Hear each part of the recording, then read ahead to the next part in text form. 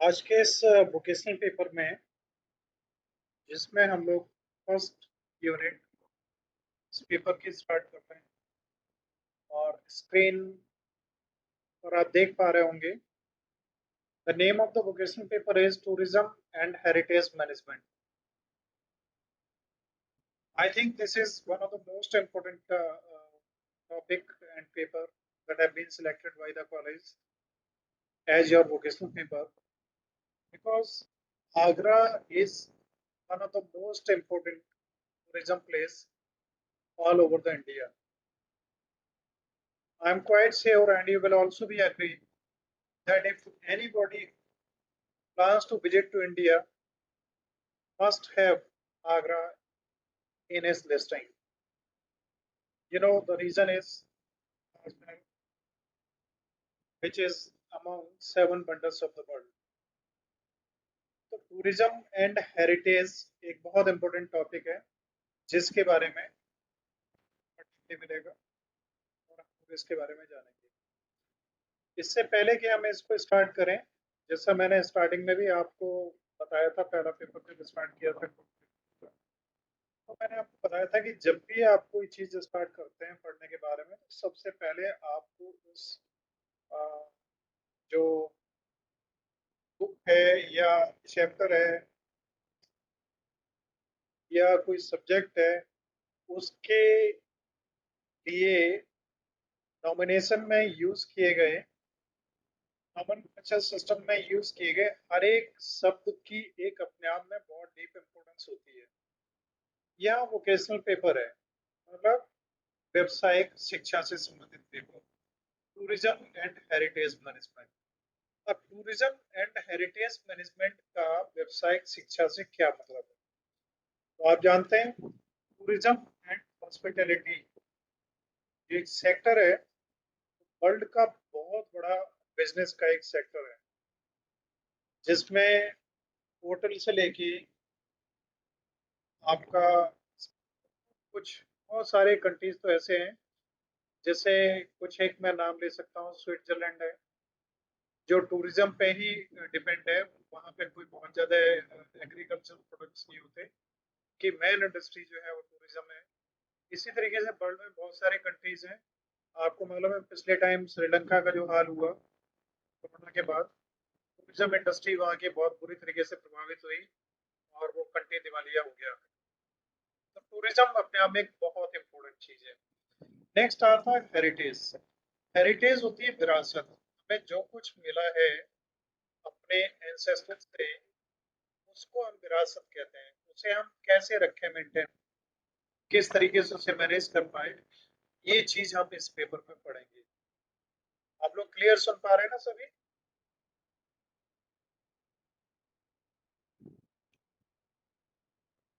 Yes, किसी को कोई सुनने में किसी भी तरीके की प्रॉब्लम नहीं है? कि मुस्कान का मैसेज आ रहा है, आवाज शायद ठीक नहीं है और मुस्कान का ही मैसेज है, बाकी और किसी का नहीं है. बाकी सभी लोग सही से सुन पा रहे हैं?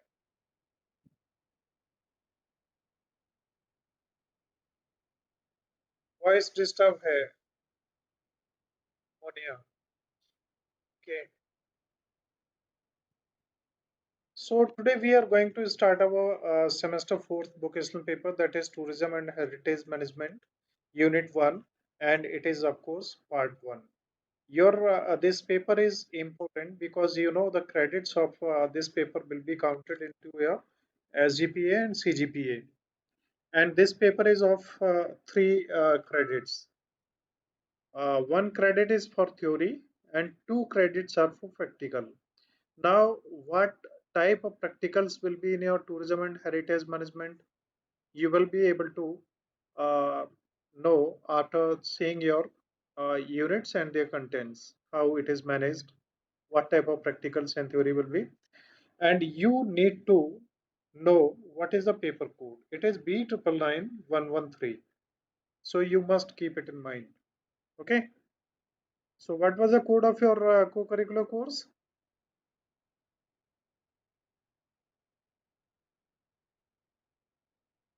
Who will tell me? आप में से सभी लोग जानते होंगे उसका कोड क्या था, बताइए। आप लोग अनम्यूट कर सकते हैं जब मैं आपसे बात करता हूँ। Nikita, you are writing B99113. No, I am asking about your co-curricular course. 80304020. Yes, absolutely right. Z04040 2 ना।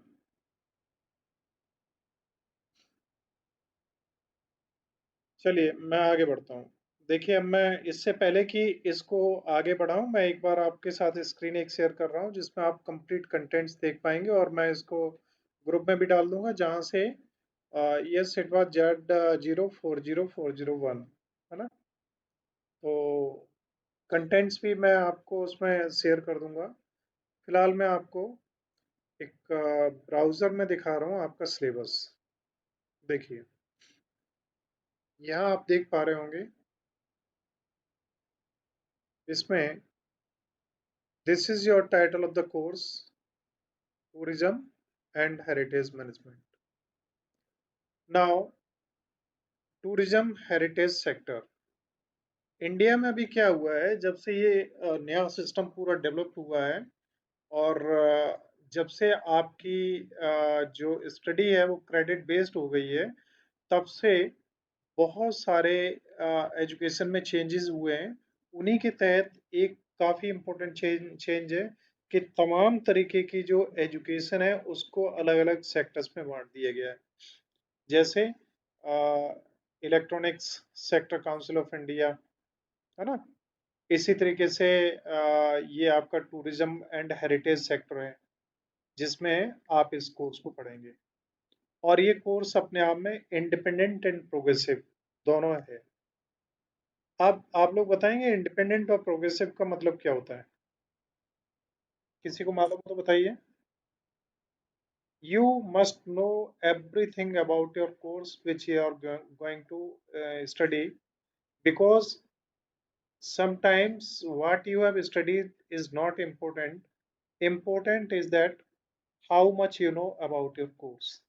Generally, people ask what type of your course was. It was independent or progressive. किसी को मालूम है आप में से? पता है तो बताइए। और थोड़े से इंटरेक्टिव रहिए, हाँ। Unmute your microphone and you can speak, और you can write in your chat window also. अगर आप में से कोई भी नहीं जानते तो मैं आपको बताता हूँ। इंडिपेंडेंट वो कोर्सेज होते हैं जो एक ही सेमेस्टर में ख़त्म हो जाते हैं, और प्रोग्रेसिव वो कोर्स होते हैं जो चारों सेमेस्टर तक चल सकते हैं। जैसे एक कोर्स है data entry and office automation. ये कोर्स एक है, बट जिस तरीके से ये यूनिट डिवाइडेड हैं, इसी तरीके से उसमें सेमेस्टर्स डिवाइडेड होते हैं। फर्स्ट सेमेस्टर उसमें इतने यूनिट्स और ये कोर्स, सेकेंड सेमेस्टर फिर इसमें ये, फिर थर्ड ये, फोर्थ ये। तो उसे प्रोग्रेसिव कहते हैं, जिसमें एक ही कोर्स एक से ज़्यादा सेमेस्टर्स में चल सके। अब इंडिपेंडेंट एंड प्रोग्रेस में एक प्रोग्रेसिव कोर्सेज में एक अंतर और होता है कि प्रोग्रेसिव कोर्स अगर आप लेते हैं 4 सेमेस्टर तक सेम चल सकता है, लेकिन ये कंपलसरी नहीं है कि चारों सेमेस्टर तक आप उसे कंटिन्यू रखें। अगर बीच में आप छोड़ना चाहते हैं तो आप छोड़ सकते हैं। लेकिन अभी तक मैंने जानने की कोशिश करी है, और मुझे इसका सेटिस्फैक्ट्री कोई आंसर अभी नहीं मिल पाया कि अगर हम मान लीजिए किसी प्रोग्रेसिव कोर्स का आप 4 सेमेस्टर में आ गए, और आपका अभी ये लास्ट सेमेस्टर है, इसके बाद में आपका वोकेशनल कोर्सेज खत्म हो जाएंगे, और जो वो है को करिकुलर, वो 6 सेमेस्टर तक कंटिन्यू रहेगा। बट कोई स्टूडेंट जिसने फर्स्ट सेमेस्टर में कोर्स सेलेक्ट किया प्रोग्रेसिव, आगे वो उस नहीं किया है, और वो थर्ड या सेकेंड सेमेस्टर में प्रोग्रेसिव का सेकेंड या थर्ड वाला सेमेस्टर का अगर कोर्स लेना चाहता है प्रोग्रेसिव में से, तो क्या वो ले सकता है? I am trying to find the answer of this question, but still I am waiting for that. Next है इसकी, देखिए क्रेडिट्स 3 है, जैसा मैंने भी आपको बताया था। एक थ्योरी है और दो प्रैक्टिकल्स हैं। और इसमें जो थ्योरी की क्रेडिट्स होती हैं, एक थ्योरी क्रेडिट्स 15 आवर्स की होती है और प्रैक्टिकल्स कितने आवर्स की होती है? 30। तो ये कितना हो गया? 30 इंटू 30, 30 प्लस 30, 60 प्लस 15, 75 आवर्स का। देखिए ये यहाँ लिखा हुआ भी है, you can see here it is number of इसके अलावा 60, 2 आवर्स क्रेडिट, तो ये total 15 hours credit is equal to 1। तो इस तरीके से है ये। आप इसमें जो आपके प्रैक्टिकल्स और थ्योरीज वगैरह का भी जो सिस्टम है उससे भी थोड़ा सा आप समझ लीजिए।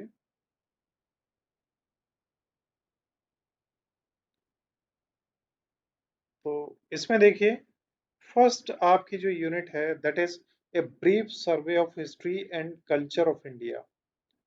भारतीय इतिहास और संस्कृति का एक छोटा सा सर्वे, जिसमें टॉपिक्स होंगे Indian culture, man characteristics, religion and philosophy.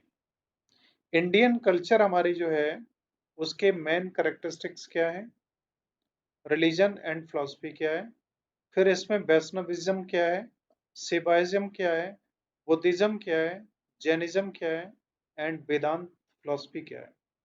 End of course philosophy in itself is what, हम किसे फिलॉसफी कहते हैं, ये भी एक इम्पोर्टेंट पार्ट है यहाँ पे। ठीक है, तो देखिए इसको हम फर्स्ट यूनिट को सबसे पहले पढ़ेंगे। आगे की यूनिट भी आप जान लीजिए, टोटल इसमें कितने यूनिट हैं?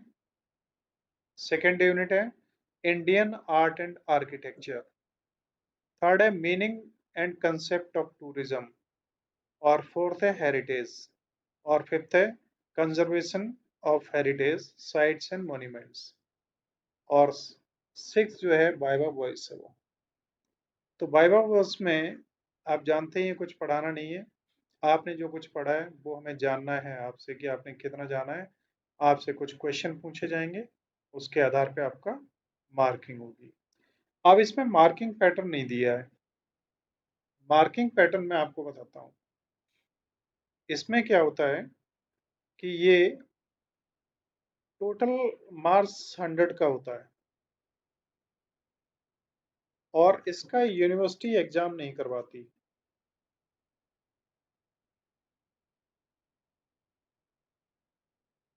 ठीक है,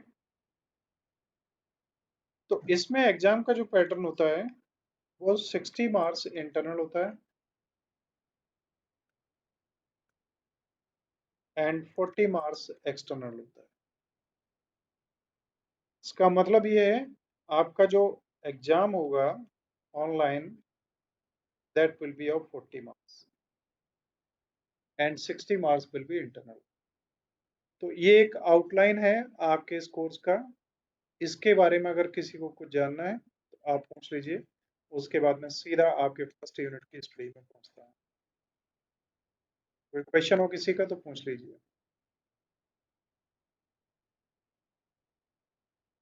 लाइफ में देखिए ये एक बहुत इंपॉर्टेंट पार्ट है कि आपको अगर दुनिया को जानना है तो आपको घर बैठे किताबों में पढ़ के, पिक्चरें देख के या चित्र देख के आप दुनिया को नहीं समझ सकते जब तक आप उसका एक पार्ट नहीं बनते हैं। एक राइटर हैं कोई, मेरे को पता नहीं है, बहुत समय पहले मैंने उनके बारे में पढ़ा था। एक चैप्टर था उनका, अथातो गुमक्कड़ जिज्ञासा। किसी ने सुना है, पढ़ा है? अथातो गुमक्कड़ जिज्ञासा। इसमें क्या होता है कि राइटर इस बात को बताने की कोशिश करता है कि जितना आप घूमेंगे, जितना जानेंगे, जितना समझेंगे, उतना ही आप अपने आप नॉलेज को ब्रॉडन कर पाएंगे। और आपको शायद पता हो, वर्ल्ड की सबसे ज्यादा लैंग्वेजेज, जो मेरा नॉलेज है, मे बी करंट अफेयर्स के साथ में पुराना हो सकता है, विच या we can say who is the person और who was the person who knows maximum languages of the world?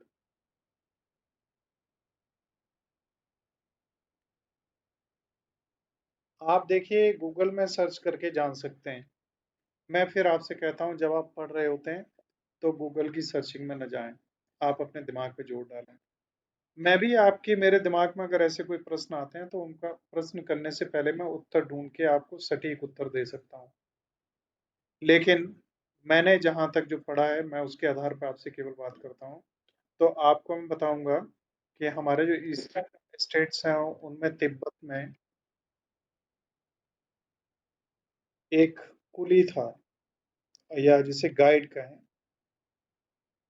He was the person who was having the knowledge of the um, most of means languages of the world. He was able to speak and understand, but he was not having the power to read and write, क्योंकि वो बहुत पढ़ा लिखा नहीं था। ठीक है। अब ये आप एक्सप्लोर करना, थोड़ा सा जो भी जिज्ञासाएं आपके अंदर उठती हैं उन्हें आप इंटरनेट के थ्रू जरूर जानिए।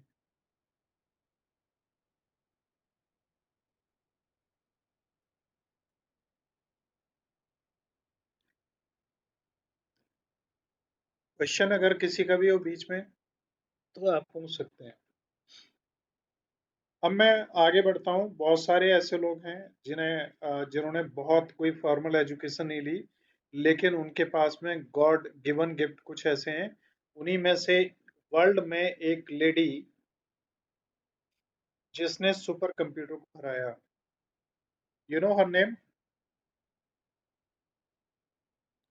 See, I had already said my object is not only to teach you the subject of which is subscribed by the university. My objective is to awaken you, है ना? तो कौन सी वो लेडी है? आपने अगर सर्च किया होगा तो आपको मिल गया होगा शकुंतला देवी। सी इज फ्रॉम बेंगलोर, और शायद अभी तक ये अलाइव हैं।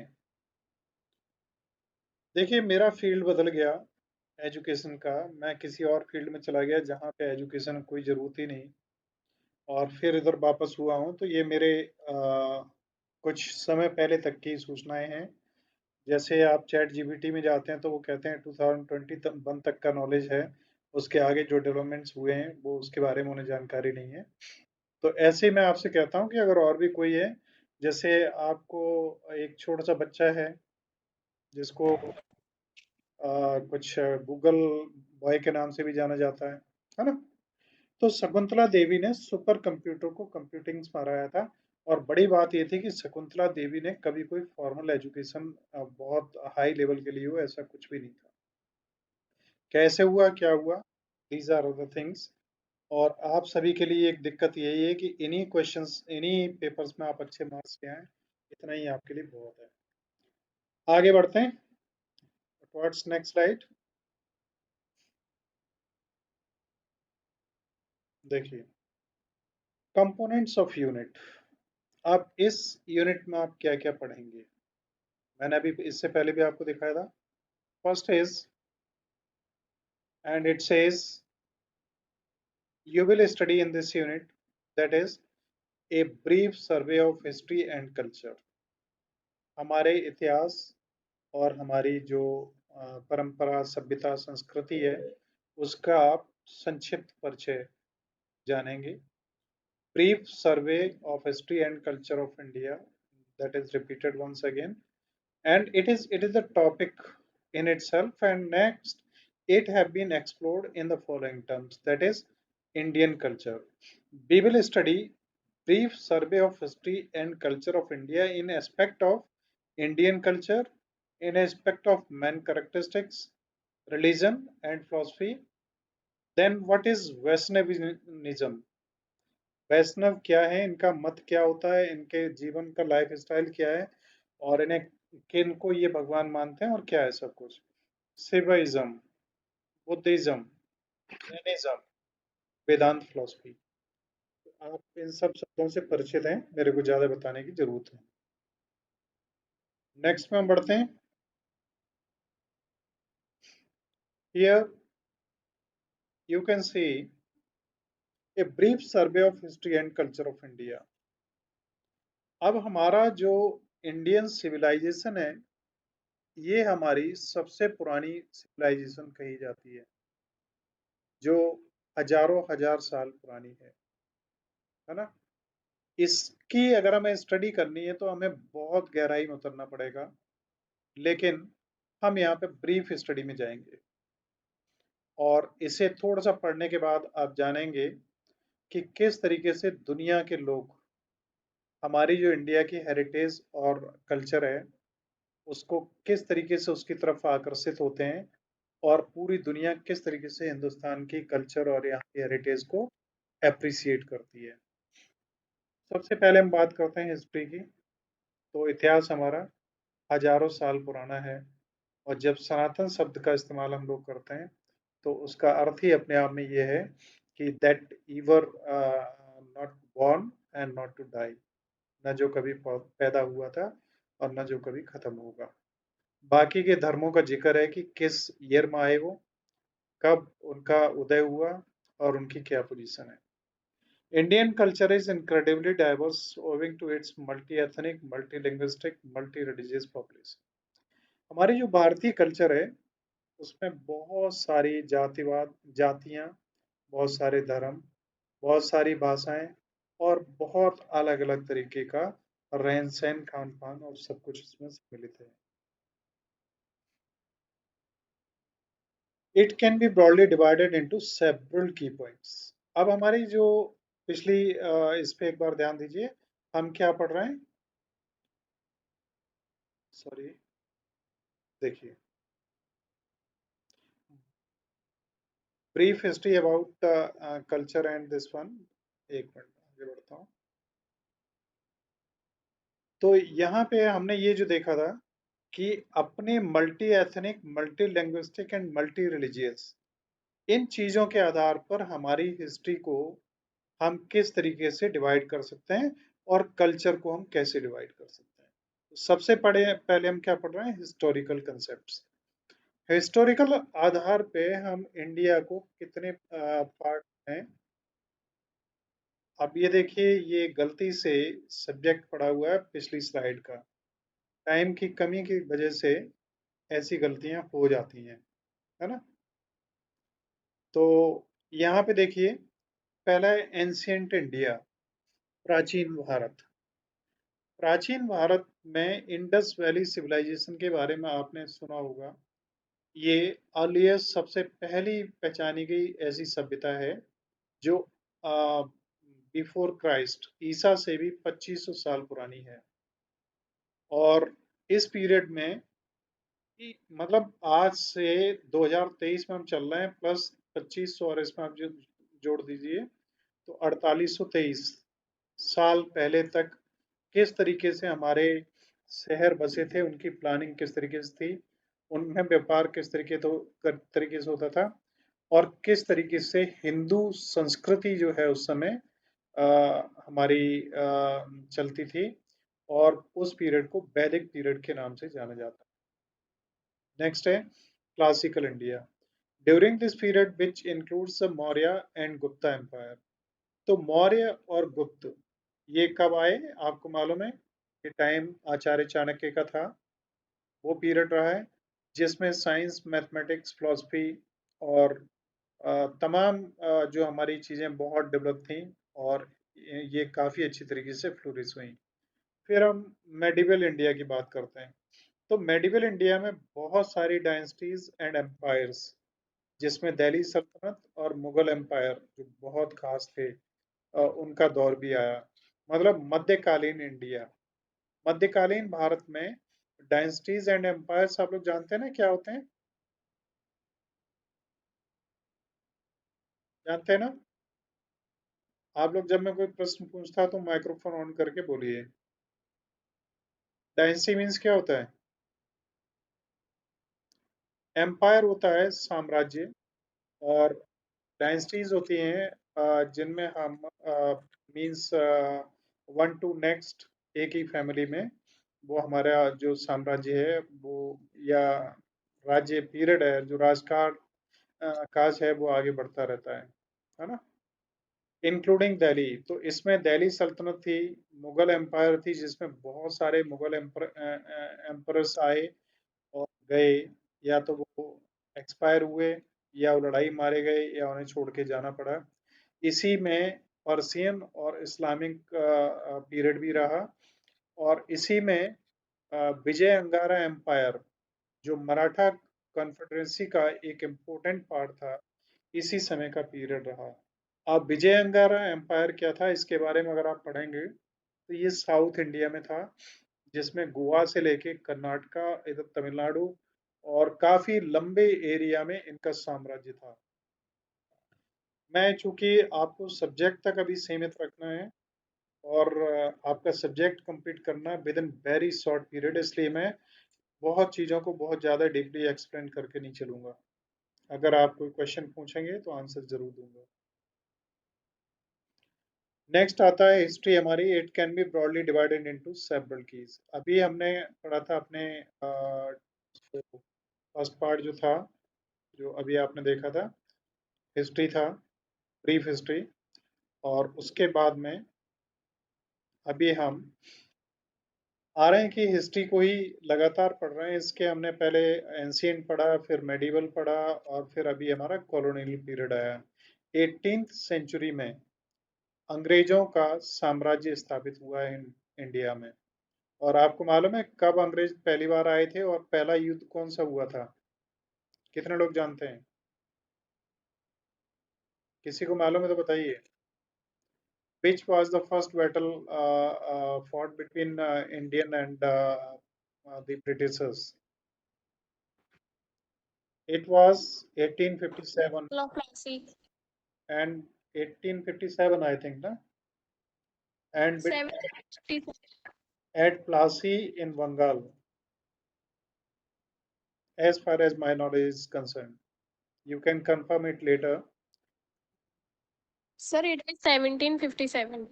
1757, yes. तो ये 18th सेंचुरी का ही पार्ट था, क्योंकि 17 के बाद 18th स्टार्ट होगा, तो 1757, 1757 और 1857 मे बी, 1757 नहीं होगा।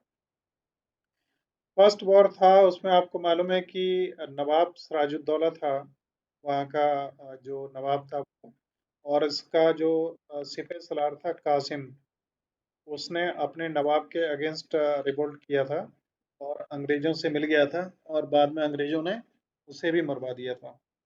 वहां से शुरुआत हुई थी। तो वेस्ट बंगाल से अंग्रेजों का साम्राज्य फैलना शुरू हुआ था, आगे फिर इधर बनते आए। और आपको मालूम है कैलकाटा बहुत समय तक उनकी प्रेसिडेंसी हुआ करता था। तमाम ये हिस्टोरिकल चीजें मैं उन्हें छोड़ता हूँ, आगे बढ़ता हूँ। मॉडर्न इंडिया की जब हम बात करते हैं तो मॉडर्न इंडिया हमारा एक कॉलोनियल पीरियड के बाद में 1947 में जब हम आज़ाद हुए, उसके बाद में हमारा एक आधुनिक भारत का दौर शुरू हुआ। और शुरुआती दौर हमारे लिए बड़ा कष्टदायक हुआ। पहले पाकिस्तान का डिवीजन हुआ, फिर पाकिस्तान के साथ युद्ध हुए, फिर ये पाकिस्तान का पार्टीशन हुआ बांग्लादेश। उसमें भी इंडियन जो डिफेंस सर्विसेज हैं उनका बड़ा क्रूशियल रोल रहा। उसके बाद में फिर चाइना के साथ भी युद्ध हुए, और लगातार बहुत सारे चैलेंजेस हमारे सामने आए, बावजूद उसके हम वर्ल्ड की बहुत ही इमर्जिंग पावर के रूप में डेवलप हुए। And today world is recognising our power, and we are going towards lead all over the world. Okay, so now we are in which phase? Post independence, Indian modern India।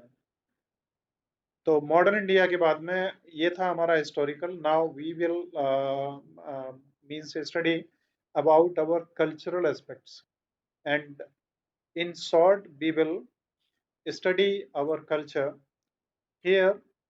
अगर हम religion की, धर्म की बात करें, तो India विश्व के बहुत सारे जो धर्म हैं उनमें खास करके आपके सामने लिखा हुआ है, आप देख पा रहे हैं। एक तो हिंदुइज्म का तो शुरू से ही था।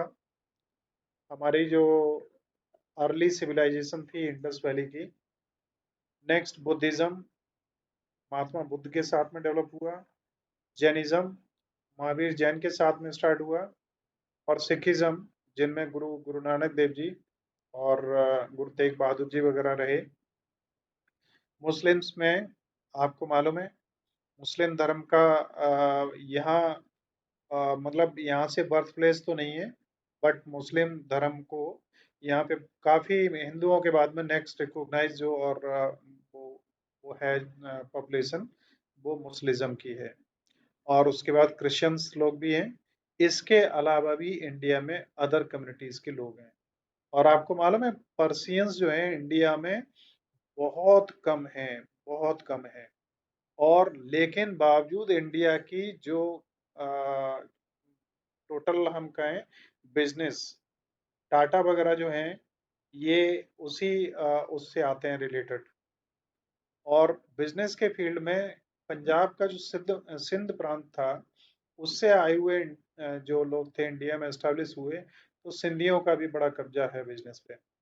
और इसके साथ ही मैं आपको बता दूं कि जो स्थिति हमारे इंडिया में पर्सियंस की है, वही स्थिति हमारी इंडिया की अमेरिका में है। इंडिया में जो मेरा एक जहाँ तक नॉलेज है, लगभग 2 से 3% पॉपुलेशन वहाँ इंडियंस हैं। लेकिन 35 से 40% जो टॉप मोस्ट जॉब में जो पोजीशंस हो सकती हैं, उन्हें इंडियंस ऑक्यूपाई किए हुए हैं। तो आप समझ सकते हैं कितना बड़ा एक ब्रेन ड्रेन भी है इंडिया के लिए, कितने जीनियस लोग इंडिया से चले गए। लेकिन भाई हमें एक बात की खुशी भी है कि इंडियंस अपनी जो मीन्स स्किल्स हैं उन्हें वर्ल्ड लेवल पर प्रूव कर पा रहे हैं। चाहे वो माइक्रोसॉफ्ट हो, चाहे वो इसमें कोई भी बड़ी इंडस्ट्रीज हैं, एचपी हो या ट्विटर हो या कोई भी हो, सभी में इंडियंस छाए हुए हैं। नेक्स्ट है लैंग्वेज। तो आप जानते हैं इंडिया में बहुत लैंग्वेजेस बोली जाती हैं, और 22 तो ऑफिशियली रिकॉग्नाइज्ड लैंग्वेजेस हैं। सबसे ज़्यादा हिंदी और इंग्लिश का यूज़ किया जाता है। उसके बाद में आर्ट एंड आर्किटेक्चर की अगर हम बात करते हैं, तो हमारा ताजमहल, खजुराहो, अजंता एंड एलोरा की गुफाएं हमारे बहुत ही रिच और प्रोस्परस कल्चरल एस्पेक्ट का एक जीता जागता उदाहरण है। कजिन्स की अगर हम बात करते हैं, तो इंडियन जो खान पीन है, भोजन है, वैसा वर्ल्ड में कहीं भी नहीं है। हमारे स्पाइसेस, हर्ब्स, डाइवर्स फ्लेवर्स, और जिनमें हमारी बिरयानी है, करी है, डोसा है, स्वीट्स जैसे गुलाब जामुन है या रसगुल्ले हैं, दुनिया में देखने को नहीं मिलते। पकौड़े, कचौड़ी, ये तमाम दुनिया भर की चीज़ें दुनिया में नहीं मिलती। और जितनी डाइवर्सिटीज इंडिया में, उतनी वर्ल्ड में कहीं भी नहीं है। इंडिया में जो डाइवर्सिटीज हैं, उसमें समुद्र से लेके रेगिस्तान है, और पहाड़ से लेके मैदान है, बिल्कुल हर तरीके के, मतलब जो भी संभव वर्ल्ड में जितने वेदर्स हैं, you will not be aware, I think, if we divide the weathers into different parts, तो हम लोग तीन ही जानते हैं, सर्दी, गर्मी और बारिश। जबकि वास्तव में आयुर्वेदा वगैरह में जो मौसम है, उन्हें 16 टाइप्स में डिवाइड किया हुआ है। वो सब हमारे हिंदुस्तान में पाए जाते हैं, है ना। आगे बढ़ते हैं। If you have any question in between, you can ask. Next is in aspect of cultural parts, music and dance. हमारे यहाँ जितने तरीके के म्यूजिक और डांस अवेलेबल हैं, उतने वर्ल्ड में कहीं भी नहीं है। हमारे कुछ खास जो म्यूजिक और डांस हैं, उनमें से यहाँ पे आप देख पा रहे हैं क्लासिकल, जिसमें भरतनाट्यम, कथक, ओडिसी, और तमाम जैसे पंजाब का भांगड़ा है, या गुजरात की डांडिया है। तमाम इस तरीके की चीज़ें हैं जिनका इसमें जिक्र नहीं है, क्योंकि वो कर पाना भी पॉसिबल नहीं है। We are studying about brief survey, okay. So we have to cover it. We will not be able to complete all the things about any aspect which is being discussed here. If we will say about music and dance, then it may be the complete stream which can be studied to you in your complete academic sessions. So here we are just discussing all the things in brief. Now, when we say festival, then it is only the nation in all over the world which have the most number of festivals, and among them Diwali, Holi, Eid, Christmas, and of course different type of means celebrations which are celebrated in particular parts of the India, like Baisakhi in Punjab, Onam and Pongal in South India, and Durga Puja, that is well practiced in West Bengal. इसी तरीके से जो local cultures हैं जिनका और national level पे उन्हें celebrate नहीं किया जाता है, महाराष्ट्र में गणेश पूजा है। इसी तरीके से बहुत सारे फेस्टिवल्स हैं जो रेगुलर मनाए जाते हैं, और हम लोग अगर अपना कैलेंडर उठा के देखें तो शायद जितने दिन हैं उनसे भी ज़्यादा फेस्टिवल्स हैं। कई फेस्टिवल नेशनल लेवल के हैं जिन पे नेशनल हॉलीडेज होती हैं, कई स्टेट भी होते हैं, और कई फेस्टिवल्स ऐसे भी हैं जिनमें कोई छुट्टी नहीं होती है बट वो फेस्टिवल सेलिब्रेट किए जाते हैं। Festivals are an integral part of any culture. इन फेस्टिवल्स की अपने आप में कुछ खासियत होती हैं, और खास करके हिंदू फेस्टिवल्स जितने हैं उनका नेचर से बड़ा जबरदस्त रिलेशन होता है। न्यू ईयर कब मनाया जाए, आप जानते हैं कि हिंदुओं का न्यू ईयर कब होता है, शायद कम लोगों को पता होगा। अंग्रेजों का कब होता है, 1 जनवरी, ये मैक्सिमम लोग जानते होंगे। इंडियन न्यू ईयर जो होता है उसमें क्या डिफरेंस है, आप इंटरनेट पर पढ़िए तो आप जानेंगे और आपको पता लग पाएगा कि वास्तव में न्यू ईयर का मतलब क्या होता है। हम आगे बढ़ते हैं। क्लॉथिंग, तो हमारा वेशभूषा, पहनावा, कपड़ा, ये तो बड़ी विचित्र चीज है कि इंडिया में जितना डिफरेंट है इतना किसी कंट्री में डिफरेंस देखने को नहीं मिलता। साड़ी, धोती, अगर आप साउथ इंडिया में चले जाएं तो लोग जो आदमी लोग पहनते हैं वो कुर्ता पजामा, शेरवानी, और फिर अब वेस्टर्न कल्चर के जो वियरिंग्स है वो अपने यहाँ चलने लगी है बहुत ज़्यादा। और अभी भी ग्रामीण क्षेत्रों में वहाँ के लोकल वियरिंग्स आपको बहुत मिलेगी। पंजाब में अलग मिलेगा, राजस्थान में अलग मिलेगा, महाराष्ट्र में अलग मिलेगा, और साउथ में चले जाएंगे तो अलग मिलेगा, सभी जगह डिफरेंट होगा। Next is yoga and meditation.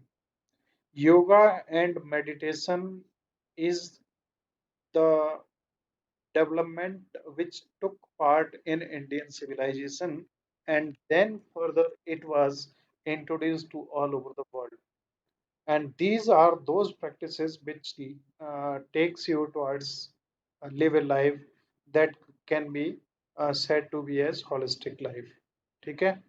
Birthplace of yoga and meditation कौन है? That is India. और इसी के द्वारा हम बहुत सारी मेंटल हेल्थ को अचीव कर पाते हैं। अदरवाइज बहुत सारी ऐसी मेंटल प्रॉब्लम्स हैं जिनका कोई वर्ल्ड में वो नहीं है इलाज। नेक्स्ट हम आते हैं, what is the importance of tourism and heritage. अभी हमने पढ़ा था रिलीजन एंड कल्चर, अब हम यहाँ पे पढ़ेंगे what is importance of tourism and heritage management. अब टूरिज्म और हेरिटेज मैनेजमेंट का क्या इम्पोर्टेंस है? तो टूरिज्म से किसी भी वर्ल्ड की इकोनॉमी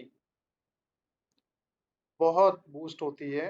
जितने टूरिस्ट आएंगे वो होटलों में रुकेंगे, खाना खाएंगे, गाड़ियों में सफ़र करेंगे, हवाई जहाज में सफ़र करेंगे, और जो भी करेंगे हर तरीके से वो आपको सब कुछ देके जाएंगे, और आपकी कल्चर के बारे में बहुत कुछ सीख के जाएंगे। और जितना कल्चरली और हेरिटेज जिसका स्ट्रांग होता है वो देश उतना ही ज़्यादा बेहतर अपने आप को महसूस करता है, और उसे अपने किसी भी देश को अपनी कल्चर और अपनी हेरिटेज पर गर्व होता है और होना चाहिए। और इससे क्या होता है कि बहुत लोगों को रोजगार मिलता है, और बहुत लोग इससे अपने आप को एस्टैब्लिश करके आगे बढ़ पाते हैं। बहुत सारी साइट्स हैं हिस्टोरिकल जिन्हें यूनेस्को ने वर्ल्ड हेरिटेज के रूप में सहेजना शुरू किया। यूएनओ के बारे में आप लोगों ने बहुत सुना होगा, यूनाइटेड नेशंस ऑर्गेनाइजेशन, उसी का ही एक पार्ट है यूनेस्को। और यूनेस्को क्या करता है कि जो ऐसे मॉन्यूमेंट्स हैं जो वर्ल्ड लेवल के हैं और जिन्हें सुरक्षित रखा जाना पूरी दुनिया की जिम्मेदारी मान ली जाती है, तो उन्हें ये यूनेस्को अडेप्ट करता है और उस अडॉप्ट करने के साथ में उनका देख-रेख, उनका रख-रखाव, उनकी सुरक्षा, उनकी पूरी व्यवस्था यूनेस्को के द्वारा करी जाती है। इंडिया में ऐसी बहुत सारे मॉन्यूमेंट्स और बिल्डिंग्स हैं जो यूनेस्को के द्वारा मीन्स यूनेस्को जिन्हें देखता है। Next is main characteristics of history and culture of India. भारतीय इतिहास और जो सभ्यता है उसके मुख्य कैरेक्टरिस्टिक्स क्या है? इनके मुख्य कैरेक्टरिस्टिक्स को पढ़ने के लिए आपको काफ़ी डीप जाना होगा, लेकिन यहाँ पे सिंपली हम लोग बात करेंगे ब्रीफ सर्वे की। तो जैसा कि शुरू में भी बताया गया था कि एंशियंट सिविलाइजेशन जो थी, ये जो आप देख पा रहे हैं, जिसमें इंडस वैली सिविलाइजेशन की बात की जाती है, तो वो हमारे हिंदुस्तान की ही थी। उसके बाद में वैदिक और फिर मौर्यन एम्पायर्स तक, और वहाँ से लेके हमारे मॉडर्न इंडिया से तक आने तक जो हमारी हिस्टोरिकल कंटिन्यूटी है उसके बारे में हम पढ़ सकते हैं कि किस तरीके से हमारी हिस्ट्री प्रॉस्परस और रिच थी। और आपको मालूम है कि जो दो विश्वविद्यालय थे जिनके बारे में हमने पिछले किसी टॉपिक में भी डिस्कस किया था, एक था नालंदा और दूसरा था तक्षशिला, और एक और था जिसका नाम था विक्रमशिला, जिसके बारे में ज़्यादा जिक्र नहीं किया जाता है। ये दो जो थे नालंदा और तक्षशिला, ये हमारी जो उस समय की एजुकेशन सिस्टम थी और हेरिटेज एंड कल्चर था उसका एक बहुत बड़ा एग्जाम्पल थे। आपको शायद अधिकतर लोगों को नहीं पता होगा, तक्षशिला हिंदुस्तान में नहीं पाकिस्तान में चला गया और नालंदा हिंदुस्तान में रहा जो बिहार में है। नालंदा में आज भी आप जा सकते हैं तो वहाँ पे आपको खंडर मिलेंगे और वहाँ आपको पता लगेगा कि इतने साल पहले भी बिल्डिंग्स को कितने व्यवस्थित तरीके से बनाया गया था। मैं वहाँ घूम चुका हूँ, इसलिए मेरे को उसके बारे में जानकारी है। और नालंदा के बारे में अगर आपको पता होगा कि नालंदा एक ऐसा विश्वविद्यालय था जिसमें लाखों बुक्स थी उसकी लाइब्रेरी में, और इस लाइब्रेरी में जब आग लगाई गई तो सालों तक ये आग जलती रही, और वो किस तरीके से पूरे को बर्बाद किया गया, किस तरीके से खत्म किया गया, ये खत्म करने वाला कौन था? आप लोग जानते हैं? कोई अगर जानता तो हम बताएं।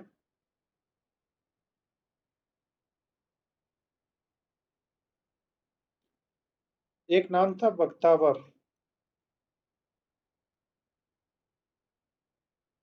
बख्तावर खां। तो आज भी इतना सब कुछ होने के बाद भी आज भी नालंदा यूनिवर्सिटी का एक नियरेस्ट रेलवे स्टेशन है, उसका नाम है अ, बख्तार बख- बख्तार जंक्शन या कुछ इसी बख्तावर के नाम से ही है ना? तो आज तक उस बंदे के नाम पे जिसने हिंदुस्तान के उस नालंदा यूनिवर्सिटी के इतने प्रॉस्परस एजुकेशन सिस्टम को बर्बाद किया, उसके नाम पे आज भी रेलवे स्टेशन है। बख्तियारपुर जंक्शन है शायद उसका नाम। तो मैं ये नहीं कहता क्या बुरा था क्या अच्छा था, मुगल अच्छे थे या मुसलमान ठीक नहीं थे, कौन क्या था। हमें इस एस्पेक्ट में जरूर देखना पड़ेगा कि हमारे यहाँ जो भी लोग रह रहे हैं, जो भी लोग रह रहे थे, उनका भला किन लोगों ने ज्यादा किया और कौन लोग लुटेरे थे, किन्होंने लूटा और लूट के यहाँ से फिर वो वापस लेके गए अपने साथ। बख्तावर खिलजी के बारे में, बख्तावर के बारे में और भी बहुत सारी जो कहानियां हैं वो अलग हैं, यहाँ पे मैं इस मैटर में नहीं जा रहा हूँ, आगे बढ़ता हूँ। बख्तियारपुर जंक्शन है, आप सर्च करेंगे तो आपको मिलेगा। इसी तरीके से मुगल सराय था जिसका नाम बदल के पंडित दीनदयाल उपाध्याय रखा गया। तो ये चेंज का एक पीरियड अभी चल रहा है ना। आगे हम देखते हैं, देखिए main characteristics of history and culture of India. तो यहाँ पे आप देखेंगे रिलीजियस डाइवर्सिटी में हमारे देश में कितने सारे रिलीजन्स प्रॉस्परस हो रहे हैं, जिसमें हिंदुओं की सबसे बड़ी संख्या है, उसके बाद में मुस्लिम्स हैं, फिर बौद्ध, सिख, जैन और सभी हैं। और यहाँ पर जिस तरीके से सभी जातियाँ आपस में साथ में मिलकर रहते हैं और एक दूसरे को केयर करके आगे बढ़ते हैं, वर्ल्ड में ऐसा एग्जाम्पल कहीं भी नहीं है। लिंग्विस्टिक डाइवर्सिटी की अगर आप बात करें, डाइवर्सिटी की, तो हमारे देश में 22 तो ऑफिशियल लैंग्वेजेस हैं, जैसा पहले भी बताया गया था। उसके अलावा बहुत सारी लैंग्वेजेस हैं और बहुत सारी लैंग्वेजेस बड़े खतरे में हैं इस समय, जिनके ऊपर अस्तित्व मंडरा रहा है। कुछ लैंग्वेजेस तो ऐसी हैं जिनके जानने वाले शायद 50 लोग भी नहीं रह गए हैं, उनके मरने के साथ ही वो लैंग्वेजेस खत्म हो जाएंगी, है ना। आगे बढ़ते हैं, देखिए कल्चरल प्लूरलिज्म की अगर हम बात करें, तो हमारा कल्चरल जो सिस्टम है, either that is music, dance, clothing, और हमारा खाना पीना, पहनावा उड़ाना, सेलिब्रेट करना, ये बहुत प्रॉस्परस है।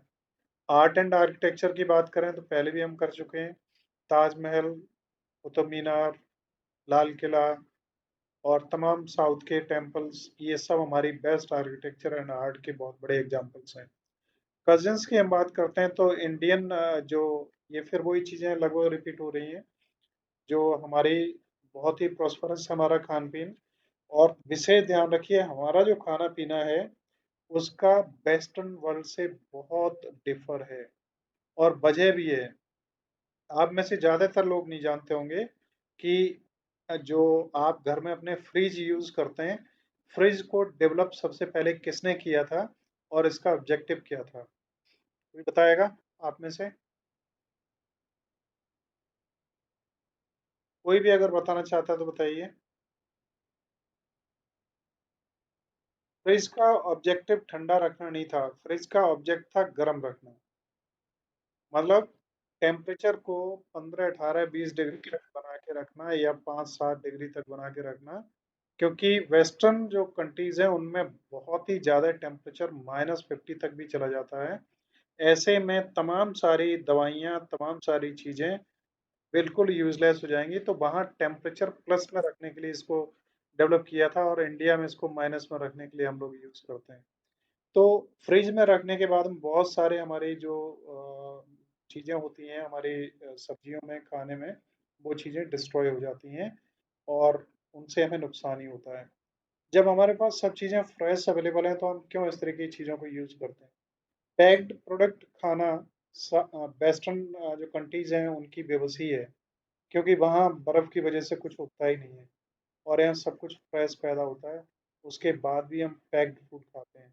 और आप लोगों को पता है कि आजकल जो रेस्टोरेंट चलते हैं, वो मैक्सिमम, ऑलमोस्ट सभी रेस्टोरेंट्स क्या यूज़ करते हैं, एक केमिकल है जिसको खाने में अगर आप डाल लो, सड़ी सब्जी भी हो उसमें आप डाल लो तो भी आपको टेस्ट बहुत अच्छा लगेगा और आप उसे सड़ी सब्जी को खा जाएंगे। और खाने के समय आप खूब खा लें, पेट भर के खा लें, लेकिन आपको पेट भरा हुआ महसूस नहीं होगा और आपको ये लगेगा और ज़्यादा से ज़्यादा खाया जाए। ये कौन सा केमिकल है, ये कहाँ से डेवलप हुआ, क्यों डेवलप हुआ, किसने डेवलप किया, क्या आप लोग जानना चाहेंगे? Yes, sir. किसी को Yes, पता है, sir. इसके बारे में किसी को पता है? No, sir. नहीं पता होगा, चलिए मैं बताता हूँ, देखिए हमारे यहाँ का कंसेप्ट था अतिथि देवो भव। जो अतिथि हमारे यहाँ आता है वो भगवान है। लेकिन ऐसे देश जिन्हें अतिथियों से मतलब नहीं है, उन्हें केवल इस बात से मतलब है कि पैसा कमाना है। तो इसी में एक चाइना हमारा पड़ोसी है।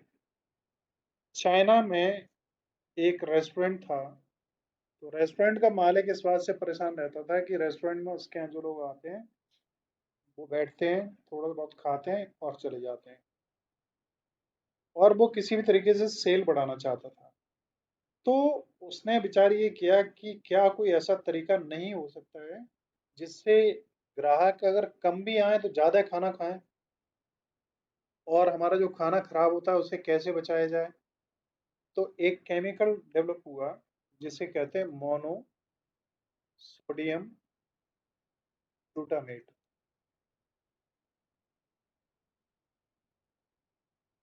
इसको हिंदी में कहते हैं, मतलब दूसरे जनरल लैंग्वेज में केमिस्ट्री के अलावा कहते हैं मोनोसोडियम ग्लूटामेट को।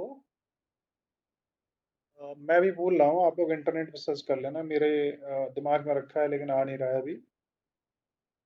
इसको अक्सर आप ध्यान देना, जब खाना आपको परोसा जाता है उस समय ये ऊपर से डाल दिया जाता है उसमें।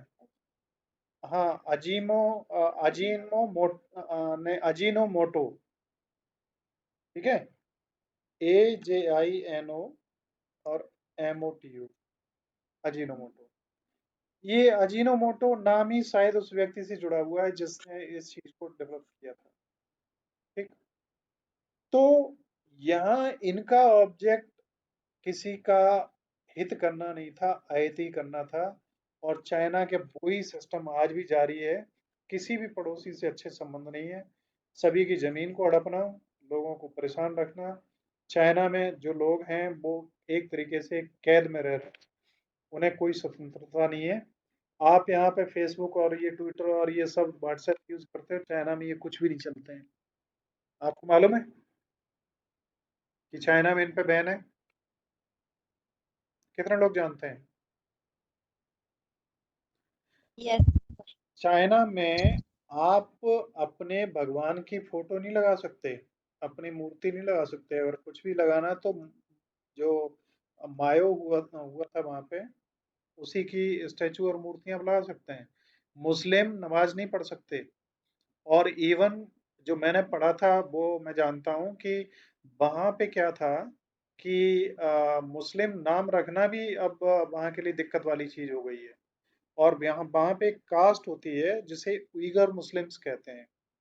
उनको चाइना ने किस तरीके से परेशान किया, कितनी सारी उनके साथ में प्रॉब्लम्स करी, लेकिन उनके लिए वर्ल्ड में और कोई आवाज भी उठाने वाला नहीं।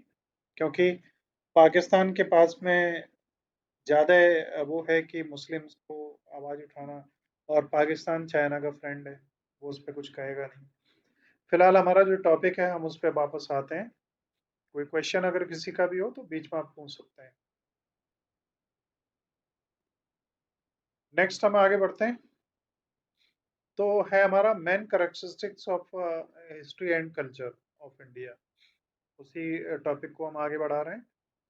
तो यहाँ पर आप देखेंगे कि म्यूजिक एंड डांस, हमारे यहाँ जो म्यूजिक एंड डांस है, आप चाहे बीजू महाराज की बात करें, या कथक डांस की बात करें, या तानसेन की बात करें, या लता मंगेशकर की बात करें, मोहम्मद रफ़ी की बात करें, या फिर साउथ इंडियन एक्टर्स की बात करें, बहुत प्रॉस्परस सिस्टम है हमारा। हमारे जो लोकल नृत्य हैं, जिनमें चाहे भंगड़ा हो, चाहे हमारी और तमाम हो, ये सब चीज़ें बहुत ही रिच, बहुत डिफरेंट और सभी दुनिया से बिल्कुल अलग हैं। और कुछ मैं आपको बताऊं, जो इस म्यूजिक एंड डांस में एक आता है जिसको हम बोलते हैं सूफी और जैन फकीर। उनका सिस्टम ही इतना होता है कि वो अपनी इबादत में ही इतने मस्त तरीके से डांस करते हैं कि उनके डांस का सिस्टम ही बिल्कुल डिफरेंट और अलग होता है। फेस्टिवल्स ऑफ इंडिया आप ऑलरेडी पढ़ ही चुके हैं, टाइम इसमें वेस्ट करने से कोई फायदा नहीं है। Yoga and meditation, it is entirely a concept that have been given to the world by the India. And until or unless we do not attain the object of holistic wellness, till then we can say our life is not full. We are just passing the days. We are not attaining the object what the object should be. तो यहाँ पे मैंने आपको आपका जो वो था को curricular physical exercise and yoga, उसमें आपने अच्छी तरीके से इन चीज़ों को पढ़ा था, इसलिए आपको बताने की आवश्यकता है नहीं। ये चक्रास होते हैं हमारे एनर्जी लेवल्स। आप मैक्सिमम सब लोग एनर्जी लेवल यहाँ पे होते हैं। अब एक चीज को समझना, इससे जब हम नीचे गिरते हैं तो हमारी स्थिति बहुत खराब हो जाती है। और ये ही कंडीशन होती है जहां से आपकी सेक्सुअल पावर्स भी अराइज होती हैं। अगर आपने इन पावर्स को पॉजिटिव यूज कर लिया तो you will attain last stage, you can reach up to the last. Last stage को क्या कहते हैं, क्या कहा जाता है? समाधि। समाधि। यस, समाधिस्थ हो जाते हैं। समाधिस्थ होने का मतलब है कि आपका शरीर अलग हो गया जीते जी, और आपकी आत्मा भी। अब आप अपनी आत्मा से पहचाने जाते हैं, शरीर तो आता जाता रहता है। Family and social structure. India का जो फैमिली और सोशल स्ट्रक्चर है उतना प्रॉस्परस दुनिया में कभी भी किसी का नहीं रहा, और ना आज तक है। जॉइंट फैमिली सिस्टम इंडिया में ही पाया जाता था। अपने से बड़ों को आदर करना, उन्हें सम्मान देना, एक साथ रहना, और गरीब लोगों को भी अपने साथ लेके चलना, फैमिली के कमजोर मेंबर को भी पूरे रिस्पेक्ट और उसके साथ आगे लेके चलना। ये कंसेप्ट हमारे हिंदुस्तानी कल्चर का ही था। अमेरिका में जहाँ 12-15 साल, 13 साल का, 14 साल का बच्चा हुआ, वहाँ वो पूरी तरह इंडिपेंडेंट है। माँ बाप कहीं और रह रहे हैं, बच्चा कहीं और रह रहा है। वो कहीं भी किसी से भी किसी भी तरीके के रिलेशंस बना रहा है, कुछ भी कर रहा है, कोई मतलब नहीं है एक दूसरे को, है ना। और अगर मैं आपको बताऊं प्लूटो या अरस्तु के बारे में, जिनके बारे में बात करी जाती है कि बहुत बड़े फिलोसफर और बहुत बड़े थिंकर थे, उनकी लाइफ के बारे में आप सुनोगे और समझोगे तो आपको पता लगेगा कि इंडिया में इस तरीके के लोगों को तो लोग बहुत हेट करेंगे अगर उनके बारे में वास्तविकता बताई जाए तो। फिलहाल उसे मैं छोड़ता हूँ। कल्चरल डाइवर्सिटी में north, east, west, south and central India all are absolutely different from each other, but still they are tied with each other. They are an integral part. Without any of them, we cannot say the India is India. So we respect our history, be proud of our culture, and be proud of our system whatever we follows.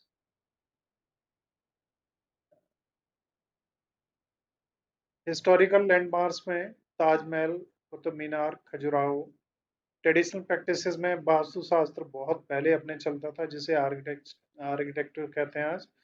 Architect में ये वास्तु मतलब मकान कैसा हो, किस तरीके से बना जाए, उसका घर द्वार का नक्शा कैसा हो।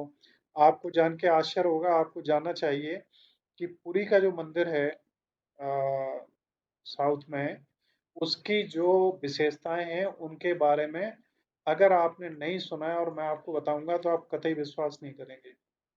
लेकिन आप विश्वास न करें, अगर सुनना चाहते हैं तो मैं आपको बताऊं, और इंटरनेट पर आप सर्च करिए और जगन्नाथपुरी चले जाइए, आप खुद उसका अनुभव करिए। आप खुद जान सकते हैं, फिर आपको विश्वास होगा। क्या आप जानना चाहेंगे, आपको किसी को कुछ मालूम है वहाँ की कुछ विशेषताएं?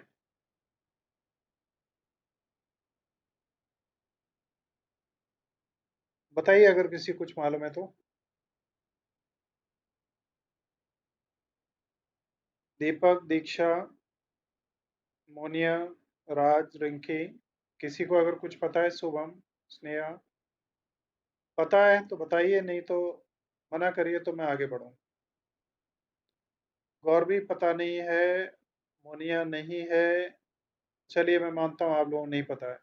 तो आप जानिए और अभी इंटरनेट पे सर्च करना किताब, ये क्लास खत्म होने के बाद में, कि साउथ में जो पुरी का टेम्पल है उसकी तमाम विशेषताओं में से कुछ विशेषताएं जो मैं आपको बताने जा रहा हूँ। एक तो पुरी का जो टेम्पल में जो फ्लैग लगा हुआ है ऊपर, वो हमेशा हवा के अपोजिट डायरेक्शन में लहराता है। अगर हवा चल रही है पूर्व से पश्चिम की तरफ तो ये पश्चिम से पूरब की तरफ जाता है। और टेम्पल की कोई छाया नहीं बनती, कोई शैडो नहीं बनता। और टेम्पल में जो क्या कहते हैं प्रसाद दिया जाता है वो खिचड़ी होती है।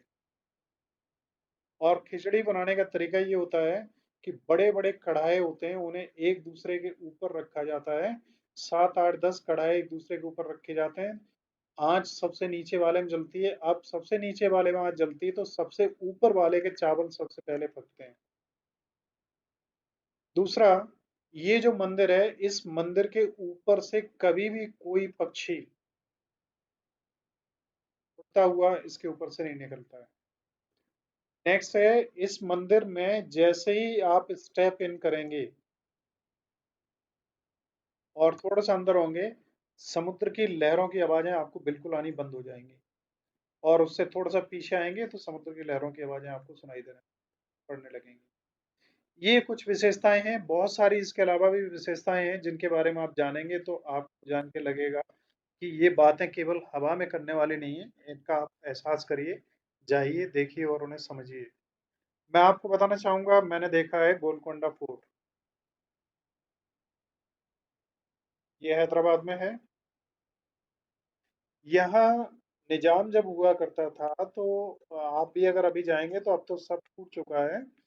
तो जहाँ से मेन एंट्री थी वहां से निजाम जहाँ सबसे ऊपर बैठता था, तो उसमें एक रूम ऐसा था, एक ऐसी जगह थी, कुछ समय पहले तक थी, अभी तक वो पता नहीं क्या स्थिति है, कि यहाँ पे अगर आप क्लैपिंग करें तो आपको कम से कम 1.5 किलोमीटर ऊंचाई की जो पर्टिकुलर एक जगह है वहां पे बैठ के वो सुनाई देती है। और नीचे आते हैं तो वो सुनाई नहीं देती। इसी में एक बना हुआ था हमाम। हमाम जानते हैं, जहाँ राजा और रानियां लोग नहाया करते थे, स्विमिंग पूल जैसे आप कह सकते हैं। तो मैंने सुना है कि इसमें कुछ साल पहले तक पानी आता था और पानी में खुशबू आती थी। उसकी खोज करी गई कि ये क्यों और कैसे आती है। पानी भी बंद हो गया, खुशबू भी बंद हो गई और पता लगा नहीं उसका। ऐसे ही आप लोगों में एक जगह बताना चाहूंगा। ये डिस्ट्रिक्ट है फरुखाबाद के आगे पड़ता है। क्या नाम है उसका, उसी का, जिसमें अपन गए थे, कुंड है जो बना हुआ है। नैमिषारण्य। यस, नैमिषारण्य एक जगह है जिसे नैमिष करके भी जानते हैं, हरदोई में है। यहाँ पे एक कुंड बना हुआ है। उस कुंड में पानी हमेशा फुल रहता है। और ये जो सरफेस है जमीन की, इस पर्टिकुलर कुंड के एरिया में पानी सरफेस से ज्यादा ज्यादा 2-3 फीट की नीचाई गहराई में होगा।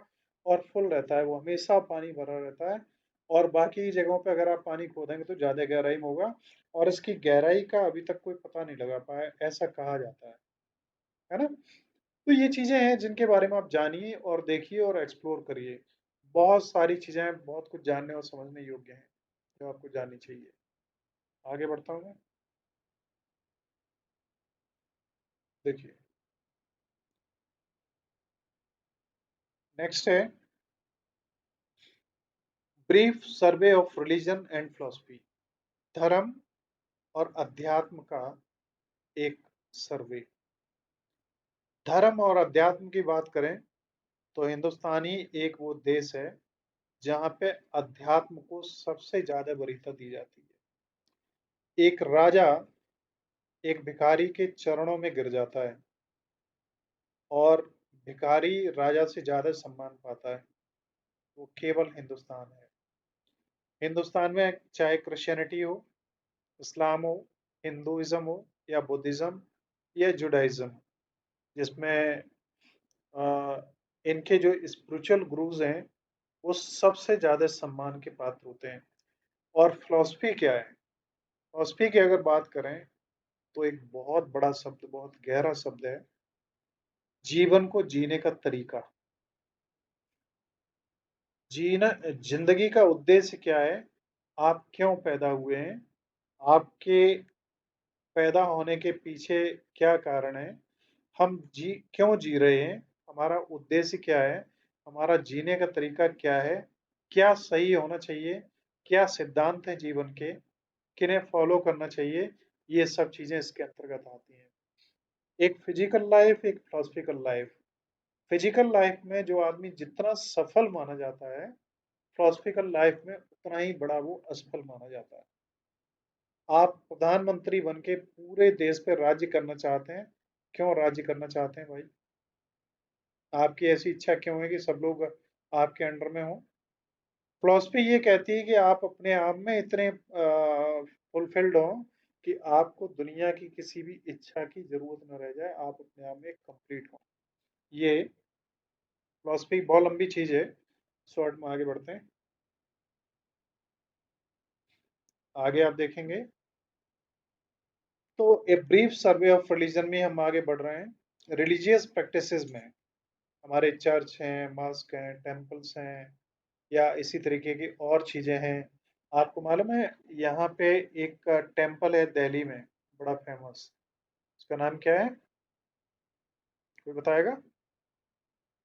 Lotus temple. Lotus temple. Yes, suppose. तो लोटस टेम्पल जो है उसके बारे में आपको कुछ मालूम है? उसका क्या मतलब है, लोटस टेम्पल क्यों है उसे, उसका उसमें होता क्या है?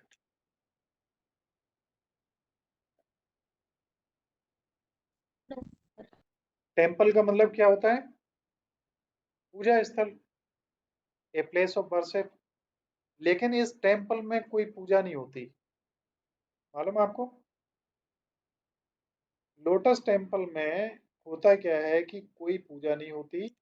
और ये एक समुदाय है जिसे हम कहते हैं बहाई, BAHAI, बहाई।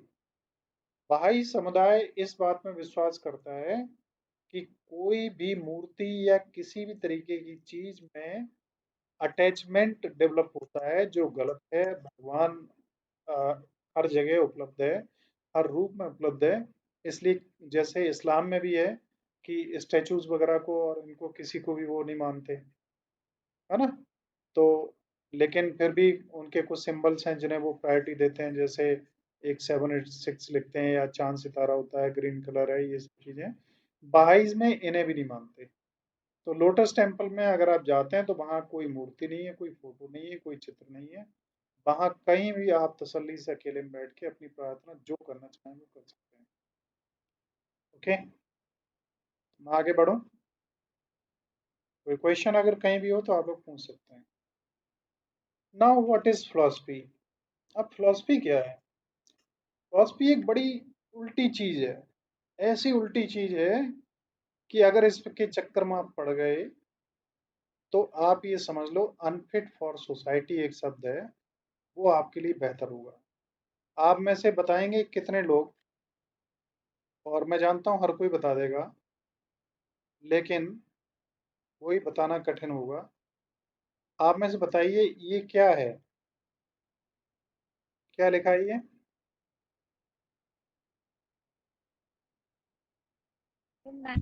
सर ये तो सभी लोग बता ही सकते हैं ना, क्या लिखा है?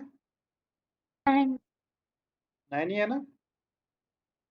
सब लोग एग्री हैं इससे? Yes sir.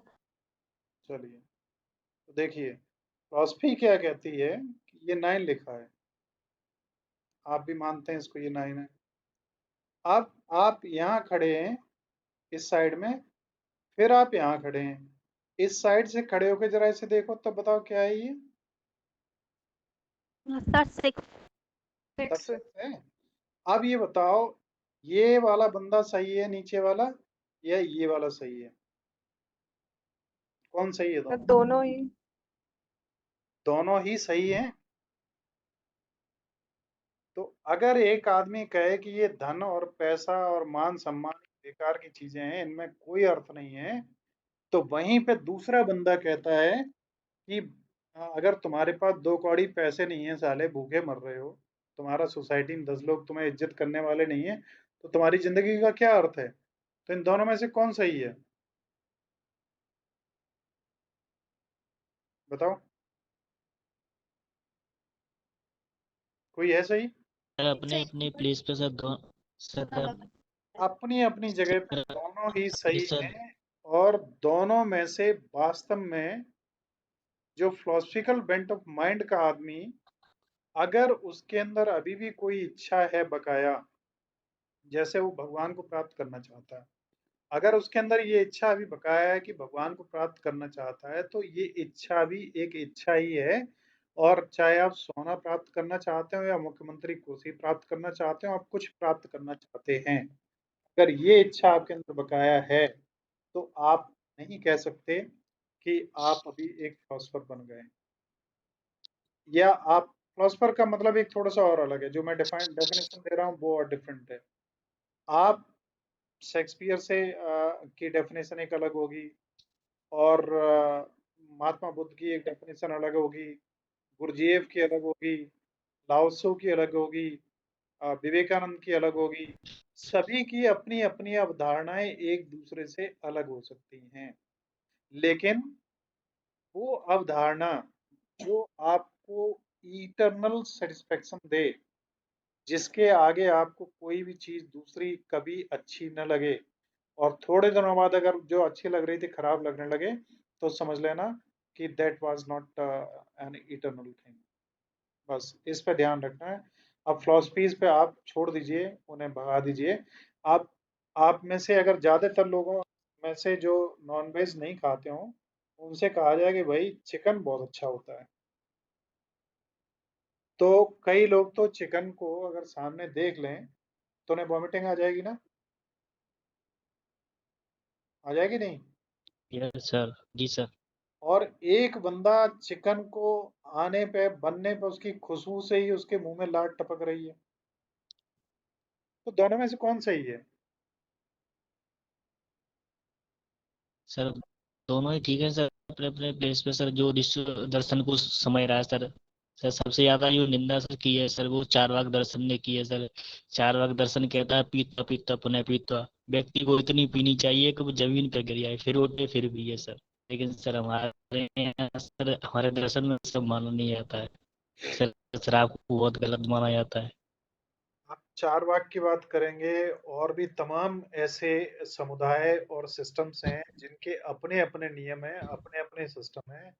कोई क्या करता है कि रेशम के कपड़े पहनता है, तो कोई कुर्ता पजामा पहनता है, तो कोई बोरे और टाट बोरे के कपड़े पहनता है, कोई अ, विशेष टोपी लगाता है, कोई मूछें नहीं रखता है, कोई केवल दाढ़ी रखता है, कोई बाल लंबे रखता है, कोई गंजा रखता है।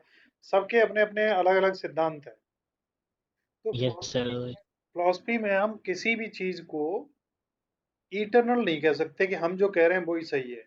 यही केवल एक लड़ाई की जड़ है कि मुसलमान कहते हैं कि कुरानी सही है, और हिंदू कहते हैं गीता ही सही है, और यहूदीस कहते हैं कि उनकी जो अपने धर्म ग्रंथ हैं वही सही है। सब सही है, तो सब लोग अपनी जगह अपनी अपनी चीजों को सेलिब्रेट करो। ये हिंदू मुस्लिम को हिंदू बनाने में, और मुस्लिम हिंदू को मुस्लिम बनाने में क्यों लगा हुआ है भाई? यही चीज यस अगर समझ सर। में आ जाए तो दिक्कत खत्म हो जाए। आज मैं एक सुंदर कहानी सर आपको लास्ट में सुनाऊंगा कि ये समुदाय कैसे बने। ठीक है, आगे बढ़ते हैं ओके फिर सर। की तरफ। देखिए, नेक्स्ट हमारा ब्रांचेस ऑफ फिलोसफी, ये थोड़ा सा समझने की जरूरत है। फिलोसफी में थोड़ा सा आप जाएंगे, और भगवान करे कि आप जाएं, क्योंकि यही एक वो अंतिम रास्ता है जो लाइफ का अल्टीमेट ऑब्जेक्ट है। चाहे आप किसी भी चैनल के थ्रू जाएं, इस क्षेत्र में आप जरूर जाएं। फिलोसफी के 5 पार्ट्स हैं। एक एथिक्स है। Ethics, what is of value. कोई भी जो चीज है उसका मूल्य क्या है, उस वो सही है या गलत है, उसका अस्तित्व क्या है। इन चीजों से संबंधित जब हम प्रश्न करते हैं, तो ये एथिक्स कहलाते हैं। और ये एथिकल वैल्यूज और मोरल वैल्यूज हमारी लाइफ को जीने के लिए जरूरी है। जो चीज हमारे नियम बनाए गए हैं लाइफ को लीड करने के लिए, उन्हें हमें इस लाइफ में रहते हुए फॉलो करना है। Aesthetic, what is beauty. Aesthetics की जब हम बात करते हैं तो हम ये जानना चाहते हैं कि सुंदरता क्या है। वास्तव में सुंदरता क्या है? शरीर का सुंदर देखना, चेहरे का अच्छा दिखना, और ठीक ठाक दिखना, आकर्षक व्यक्तित्व होना। नेक्स्ट है logic. How do how do we reason. हम किसी भी चीज के पीछे एक लॉजिक लगाते हैं। जैसे मैंने आपसे एक बात करी थी, फिर से मैं उस टॉपिक को थोड़ा छेड़ रहा हूँ, बस ज्यादा नहीं। मैंने आपसे बात करी थी अष्टावक्र की।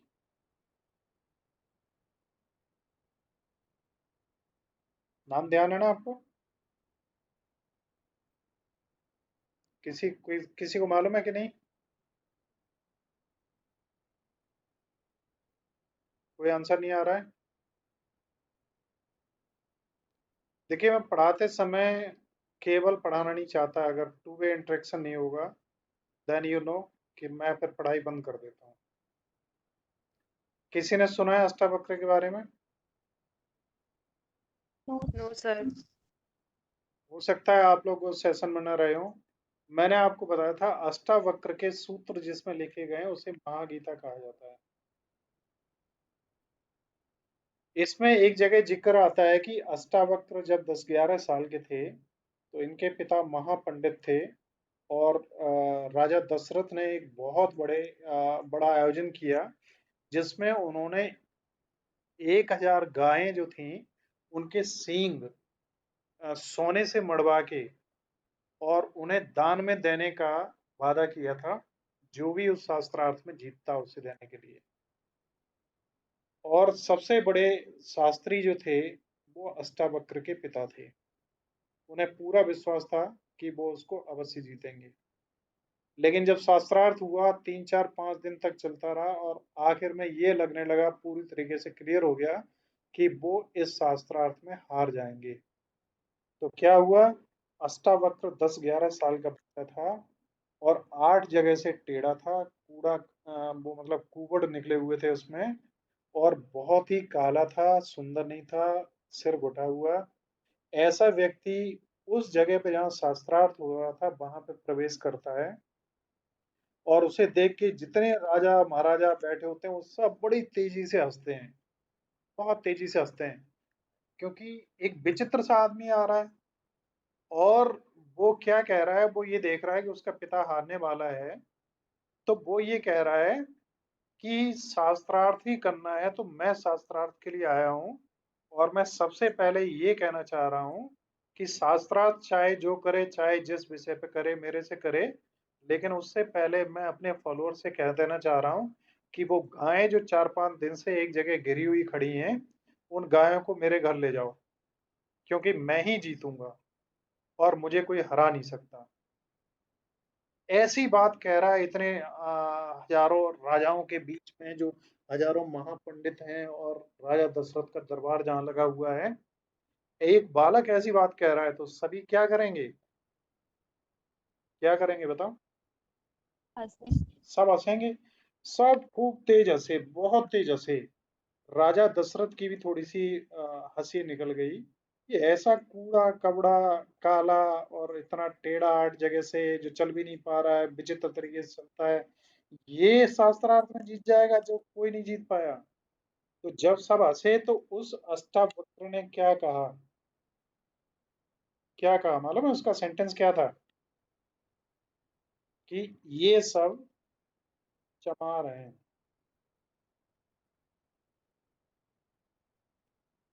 किससे कहा? राजा दशरथ से। राजा दशरथ से कहा कि महाराज, ये चमारों की सभा आपने बैठा रखी है, ये सब चमार हैं, इनमें विद्वानों की बातें कहाँ, जो आप करना चाह रहे हो, जो शास्त्रार्थ करेंगे। अब यहाँ उसका चमार से मतलब क्या था? यहाँ पे अष्टावक्र का चमार से मतलब था कि चमड़ी से जिसे पहचाना जाए। चम, चम मीन्स होता है, शब्द का अर्थ होता है चमड़ी। तो जहां चमड़ी से पहचान हो आदमी की, वहां पे ज्ञान को कौन पहचानेगा? अगर कोई गोरा है तो महान विद्वान होगा, काला है तो बेवकूफ होगा, अगर उसका चेहरा सुंदर नहीं है तो वो बहुत डल होगा, उसकी अकल अच्छी नहीं होगी। तो जहाँ चमड़ी से पहचान हो वहाँ ज्ञान कहाँ हो सकता है?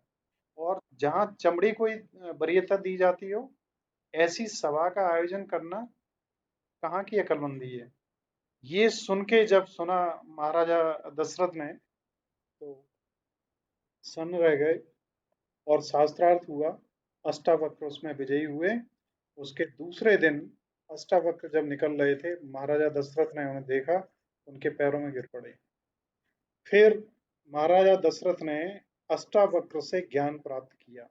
अब आप समझिए, अष्टावक्र ने फिर क्या ज्ञान दिया? वही ज्ञान का कलेक्शन अष्टावक्र गीता है।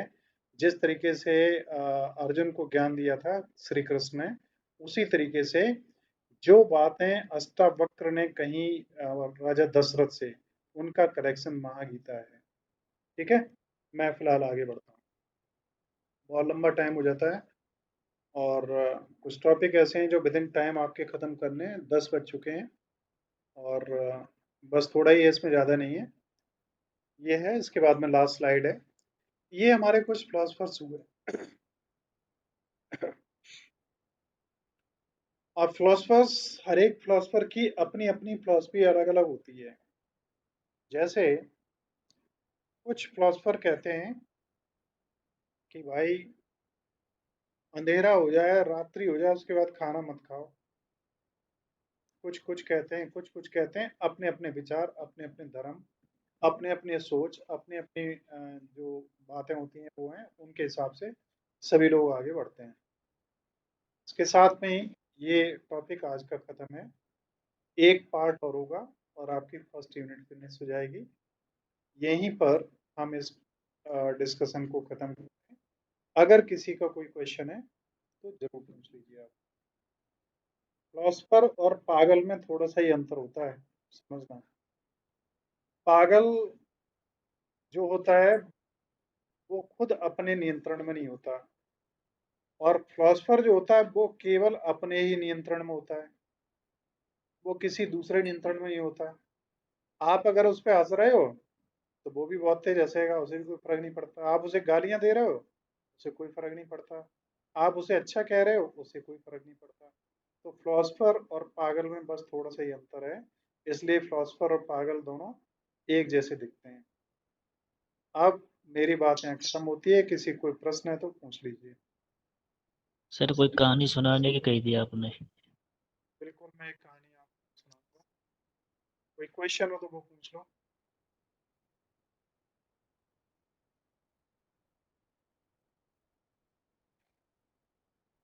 देखिए, अब मैं कहानी स्टार्ट करता हूँ। एक धर्म, दूसरा धर्म, तीसरा धर्म, चौथा धर्म, पांचवा धर्म, 1 लाख धर्म और 1 करोड़ धर्म। बहुत बने हैं, बहुत हैं और बहुत आगे भी आएंगे। कभी आसाराम जी, कभी मुरारी बापू, कभी बागेश्वर धाम, कभी मुस्लिमों में कोई, कभी कोई, कभी क्रिश्चियंस में कोई, कभी हिंदुओं में कोई, कभी जैनिज्म में कोई, कभी किसी में कोई।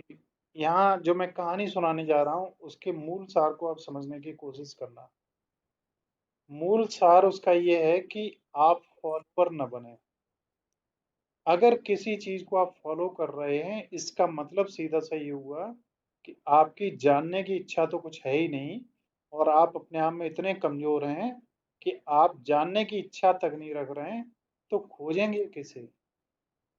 उस भगवान को आप कैसे खोजेंगे जिसे खोजने के लिए तो बहुत कुछ चाहिए होता है, और आपकी खोज ही खत्म हो गई जहां आपने किसी को मान लिया। इसीलिए आदमी कहता है कि लाइफ में गुरु कोई जरूर बना लो, नहीं तो जिंदगी बेकार हो जाएगी, और गुरु आपको भगवान तक पहुंचा देगा। और गुरुओं के क्या हाल होते हैं कभी कभी आप देखते हैं, ये आपके सामने है, चाहे किसी भी धर्म में हो। वो जो क्रिश्चियंस का सबसे बड़ा धार्मिक गुरु होता है, उनके बारे में अगर आप पढ़ना तो आपको वंडरफुल अनुभव होंगे कि पोप से भी आप ऐसा एक्सपेक्ट कर सकते हैं। ऐसा ही मुस्लिम धर्मगुरुओं के बारे में भी कुछ एक के बारे में पढ़ना, पता लगेगा। हिंदुओं के बारे में पढ़ना, बहुतों के बारे में पढ़ना, बहुत कुछ ऐसे निकलेंगे जो आपकी एक्सपेक्टेशन से बहुत दूर होंगे।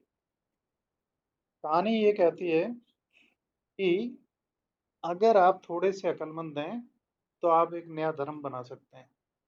और धर्म का मतलब ये है कि जहाँ पे जो फॉलोअर हैं वो इस इस गोल के, इस मतलब चौकोर के अंदर एक चौकोर है, जिनके अंदर अपना कोई प्रश्न ही नहीं रहा। जो गुरु ने कह दिया वो ही सर्वदा सत्य है, और ये दूसरे किसी की बात को सुनते और मानते भी नहीं है। धर्मों में एक चीज और होती है, धर्मों और संप्रदायों में, कि ये अपनी ही बात को सही मानते हैं, और दूसरा अगर इन्हें मनाने के लिए तैयार हो जाए तो ये लड़ने के लिए भी तैयार हो जाएंगे, और लड़ाइयाँ अक्सर इसी वजह से होती हैं और यही कारण होते हैं। सुनिए, कहानी शुरू होती है कि एक राजा था और उसके यहाँ एक वजीर था, जो कैसा था, बहुत ही ज्यादा गलत। और वो हमेशा कोशिश ये करा करता था कि किसी तरीके से अपने राजा को वो पटक पाए, जरूरत पड़े तो पूरा राज्य भी कब्जा कर ले और राजा को मार भी दे। अब यहीं पर क्या होता था कि ये जो राजा था ना, ये भी जानता था कि ये वजीर ऐसा है जिसका सोच विचार और आचरण बहुत गलत है, और किसी भी तरीके से अगर इस राजा को मौका मिल जाए, इसकी किसी गलती को सार्वजनिक रूप से पकड़ के बता सके, तो राजा को पूरा अधिकार है कि इसे मृत्यु दंड भी दे सकता है। लेकिन अगर इसे निकालेगा तो ये विद्रोह कर देगा, और विद्रोह ऐसा हो सकता है जिसे राजा संभाल नहीं पाए। ये दौर दोनों का चलता रहा। एक बार ऐसा माहौल बना कि ये जो वजीर था, इस वजीर की एक गलती कोई पकड़ में आ गई, और इस वजीर की जब गलती पकड़ में आ गई तो क्या हुआ कि सार्वजनिक रूप से सभी लोगों ने माना हाँ इसकी गलती है, और राजा को अब पूरा अधिकार था कि इसको जो भी सजा देना चाहे वो दे सकता था।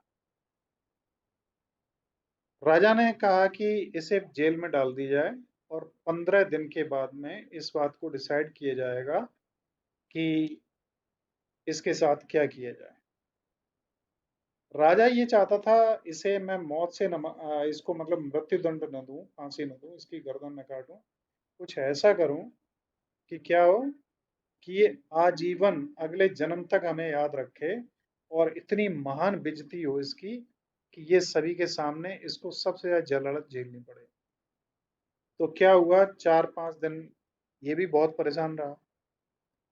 जब सजा सुनाई गई तो राजा ने सजा क्या सुनाई कि 15 दिन कंप्लीट होने के बाद में भरी सभा में इस वजीर की नाक काटी जाएगी। क्या किया जाएगा? दीक्षा, नाक। नाक काटी जाएगी। ठीक। अब ये सुन के ये बड़ा परेशान हो गया। कौन? वजीर। और वजीर इसलिए परेशान हो गया कि अगर मार दिया जाता जान से तो अच्छा था, नाक काटी जाएगी, इससे बड़ी बेइज्जती कोई हो नहीं सकती। क्या हुआ कि राजा का आदेश था तो ये होना तो था ही, तय था।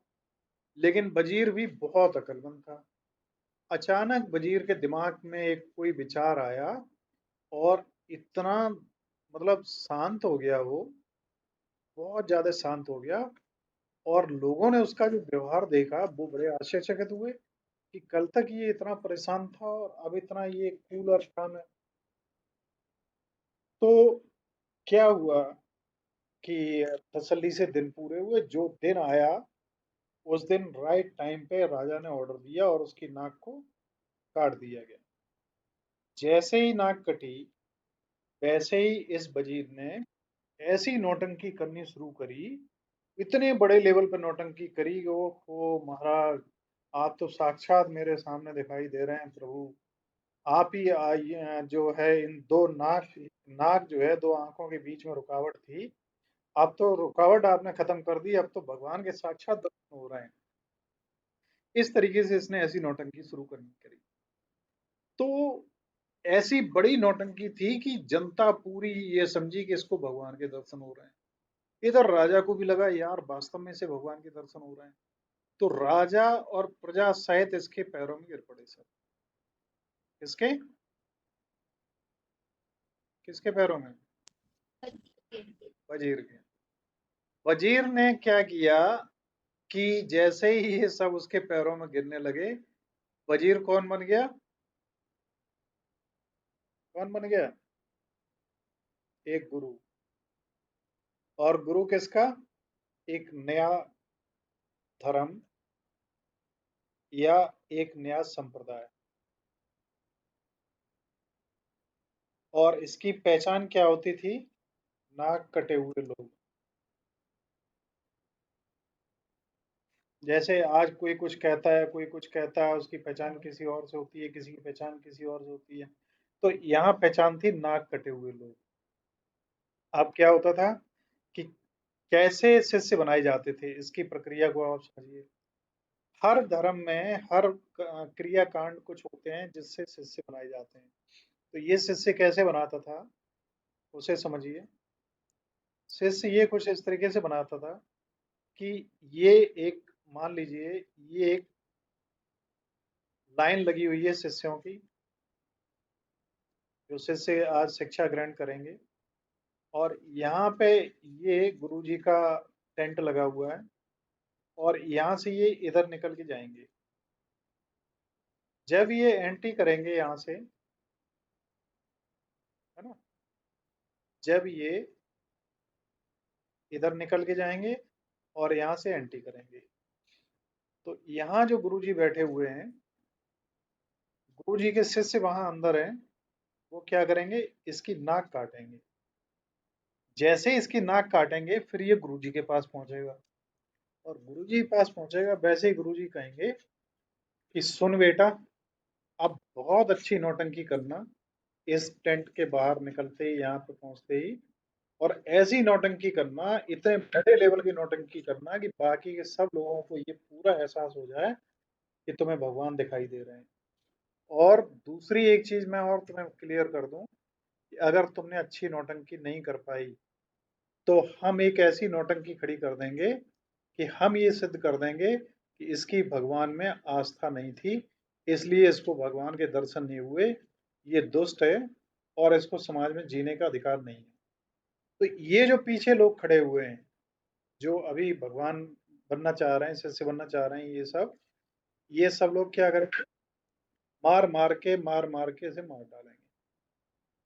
तो अब इसके पास विकल्प कोई भी इसके अलावा नहीं कि ये खूब नौटंकी करे कि भगवान प्रभु साक्षात दर्शन हो रहे हैं, और यही रुकावट थी, और हमारे गुरु ने हम पे बहुत कृपा करी, और हम भी जो है तर गए, हमारा जीवन सफल हो गया।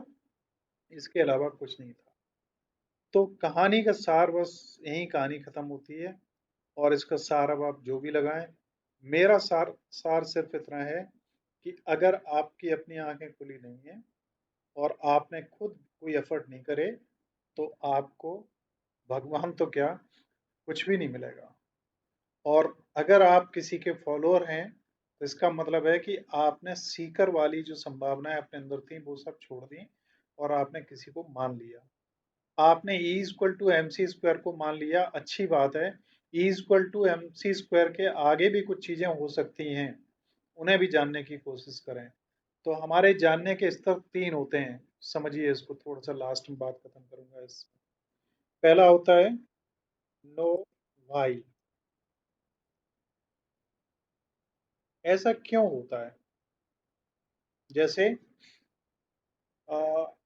कंप्यूटर से काम बहुत सरल हो जाता है। क्यों सरल हो जाता है? इसे उठा के कॉपी से वहां पेस्ट करना हो या सेव करना हो, दोबारा जब चाहो तब मिल जाएगा। दूसरा स्तर होता है नो हाउ। हमें दिखाओ कि ऐसा कैसे होता है, हम कॉपी पेस्ट कैसे करते हैं। ये पावर पॉइंट प्रेजेंटेशन बने हैं, पावर पॉइंट प्रेजेंटेशन कोई होते हैं। ये क्यों होते हैं? इनके द्वारा समझाया जाता है। समझाया जाता है तो पावर पॉइंट कैसे होते हैं, हमें दिखाओ। ये दूसरा हुआ नो। तीसरा जो लास्ट पॉइंट है वो है सोहा। सोहाउ, जिसमें आपके अंदर से प्रश्न उठता है कि हमें दिखाओ कि ये पावर पॉइंट स्लाइड बनाई कैसे गई। इन पावर पॉइंट स्लाइड्स को हम बनाते हुए देखना चाहते हैं, जिससे हम खुद बना सकें। तो भगवान को अगर आप प्राप्त करना चाहते हैं, तो हमें दिखाओ कि भगवान कैसे प्राप्त होगा, और मैं खुद उस रास्ते पर चलूंगा और मैं खुद भगवान को प्राप्त करूंगा। या मैं पढ़ाई खुद करूंगा और फर्स्ट डिवीजन ला के खुद देखूंगा। जो फर्स्ट डिवीजन आए उन लोगों से जानूंगा कैसे आए, और फर्स्ट डिवीजन कैसे आ सकती है, इन चीज़ों को हम जानेंगे। बस इसके साथ ही आज का सेशन खत्म होता है। आपका कोई क्वेश्चन हो तो आप अभी कर सकते हैं।